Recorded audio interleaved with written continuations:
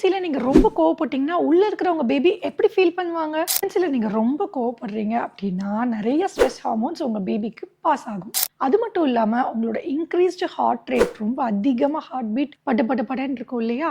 அந்த மாதிரி டைம்ல உங்க பேபிக்கும் அந்த அந்த சவுண்ட்ஸும் கேட்கும். ஹார்ட் ரேட் ரொம்ப அதிகமா இருக்கிறதுனால, உங்க பேபி ரொம்ப பயந்து போகறதுக்கும் சான்சஸ் இருக்கு. அண்ட் நெறைய நெகட்டிவ் எமோஷன்ஸ் ரிலீஸ் ஆகுறதுனால, உங்க பேபி சடனா மூவ் பண்ணறதுக்கு சான்சஸ் இருக்கு. இதே அதிக நாள், அதாவது தொடர்ச்சியா ரொம்ப அதிகமா கோவப்படக்கூடிய ஒரு பெர்சனா இருக்கீங்கன்னா, பேபியோட எமோஷனல் ஸ்டெபிலிட்டிய பயங்கரமா அது பாதிக்குங்க. உங்களுடைய voice tone in the sense நீங்க அழுதுட்டே பேசுறீங்க, இல்ல ரொம்ப கோவப்படுறீங்க, ரொம்ப ஆங்க்ரினஸ்னால ரொம்ப கத்துறீங்க, பேட் வேர்ட்ஸ் பேசுறீங்க அப்படின்னா, இது உங்க பேபியோட பிரெயின் வயரிங் அப்படிங்கிறத ரொம்பவே அஃபெக்ட் பண்ணும். ஸோ பேபியோட பிரெயின் டெவலப்மெண்ட்டை அஃபெக்ட் பண்ணவும் சான்சஸ் இருக்கு. கான்ஸ்டன்ட் ஆங்கர் அப்படிங்கிறது பார்த்தீங்கன்னா, உங்க பேபியோட கோலிக் டிஸார்டரை இன்க்ரீஸ் பண்ண சான்சஸ் இருக்கு. குழந்தை பிறந்ததுமே அந்த ப்ராப்ளம் அவங்களுக்கு வரதுக்கான சான்சஸ் இருக்குங்க.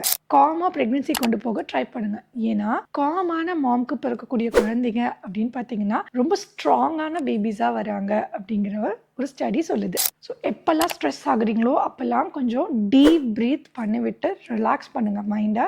பிகாஸ் உங்களோட இந்த ப்ரெக்னன்சி ஜேர்னி உங்கள் பேபியோட லைஃப் லாங் எமோஷனல் ஹெல்த்தை பாதுகாப்பாக பார்த்துக்கும். So have a happy pregnancy.